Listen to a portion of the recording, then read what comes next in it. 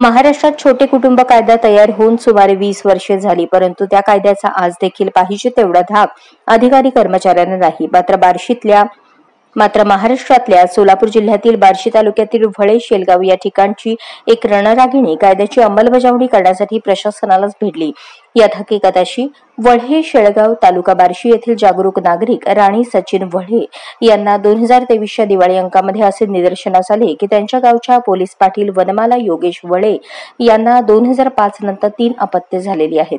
जागरूक नागरिक या नात्याने राणी व्हळे यांनी संबंधित पोलीस पाटील यांना 3 अपत्ये असल्याबाबतचे अधिकृत शासकीय पुरावे माहिती अधिकारातून तात्काळ गोळा केले आणि जानेवारी 2024 रोजी त्यांनी जिल्हाधिकारी सोलापूर यांना छोट्या कुटुंबाच्या कायद्याचे उल्लंघन झाल्याबाबत आणि संबंधित पोलीस पाटील यांना बडतर्फ करण्याबाबत तक्रार दिली.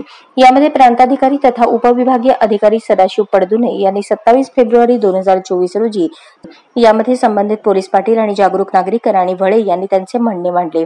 यामध्ये राणी व्हळे यांचे पुरावे ग्राह्य धरून प्रांताधिकारी तथा उपविभागीय अधिकारी सदाशिव पडदुने यांनी संबंधित पोलीस पाटील वनमाळा योगेश व्हळे यांना बडतर्फ करून त्यांना यापुढे कोणत्याही शासकीय अथवा निमशासकीय नोकरीमध्ये उमेदवार म्हणून अर्ज दाखल करता येणार नाही असे स्पष्ट आदेश दिले.